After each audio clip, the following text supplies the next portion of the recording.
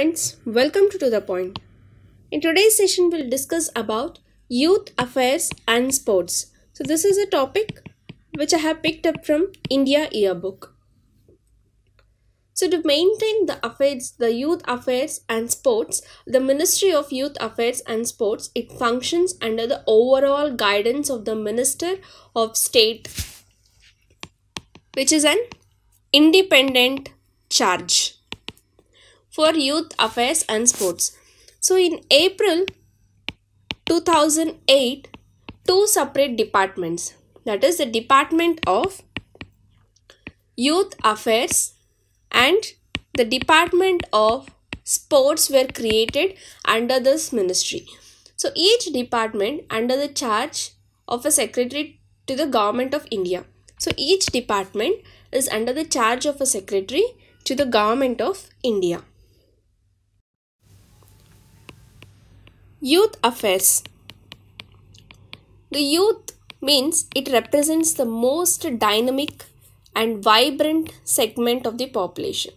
So India is one of the youngest nation in the world, with about 65% of the population being under the age of 35 years.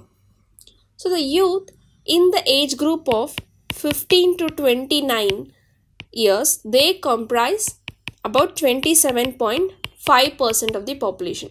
So India is expected to become the fourth largest economy by 2025, only after United States, China, Japan, which is contributing about 5.5% to 6% to the world's GDP.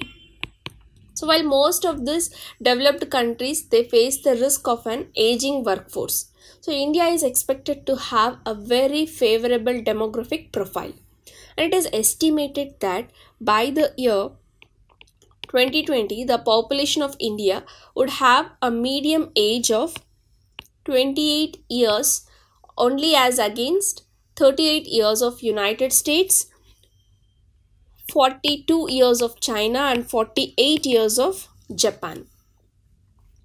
So this demographic dividend, it offers a great opportunity. So however, in order to capture this demographic dividend, it is essential that the economy has the ability to support the increase in labor force, and the youth have the appropriate education, skills, health awareness and other enablers to productively contribute to the economy. So to achieve this number of initiatives have been taken all by the stakeholders.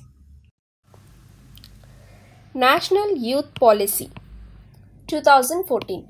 The National Youth Policy 2014, which replaced the erstwhile National Youth Policy 2003, it reiterates the commitment of entire nation to all-round development of the youth of India.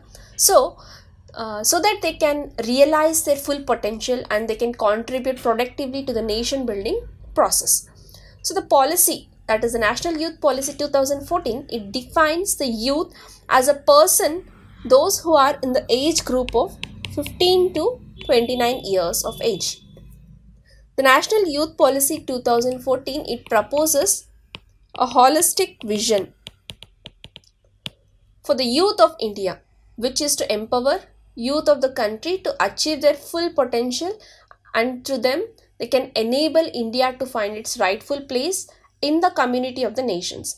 In order to realize this vision, National Youth Policy 2014, it identifies 5 clearly defined objectives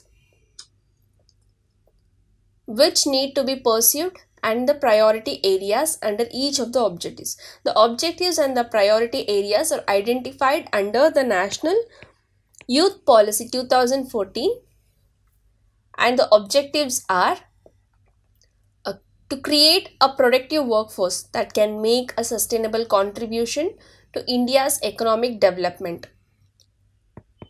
So for this, the priority areas are given in the field of education, employment and skill development, and also for entrepreneurship. And also the objective to develop a strong and healthy generation equipped to take on future challenges. For this, the priority areas are given in the form of health and healthy lifestyle as well as sports. Instill a social values and to promote a community service to build national ownership. So this is the other objective of national youth policy, and for this the priority areas are given in the form of promotion of social values and also the priority areas for community engagement. So, and there are also many priority areas for participation in politics and governance, youth engagement, inclusion, and social justice. National Young Leaders Program NYLP. This is a central sector scheme. NYLP, it is a central sector scheme.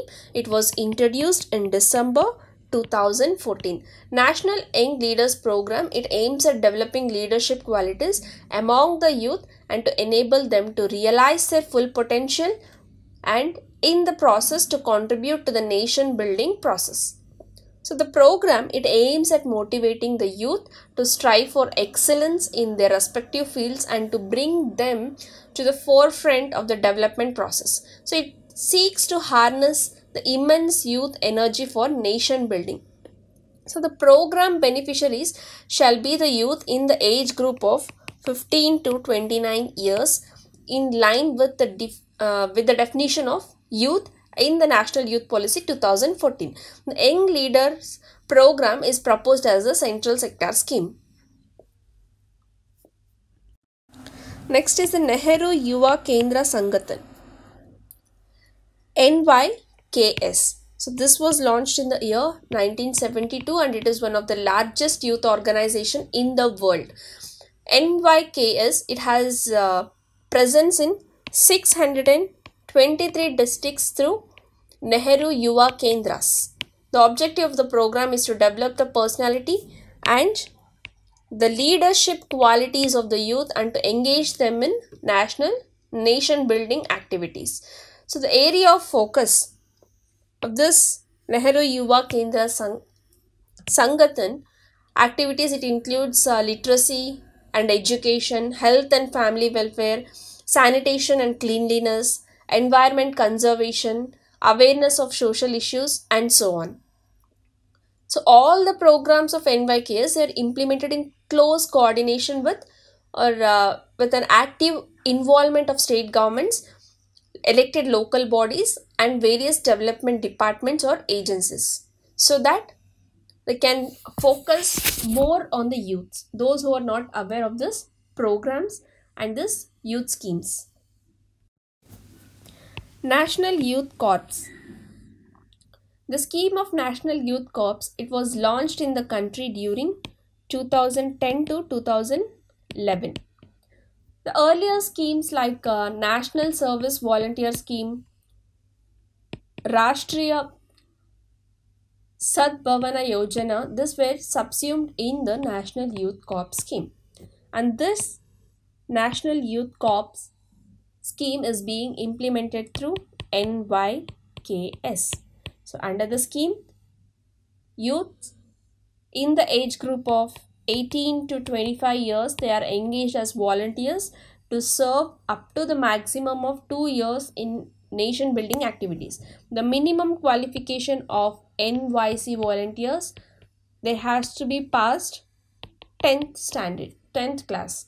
NYKS, it provides them skill development training so that they can get some employment after their term with NYKS ends.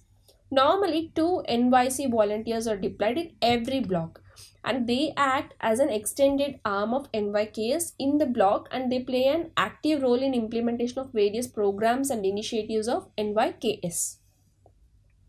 NYKS is nothing but Nehru Yuva Kendra Sangathan.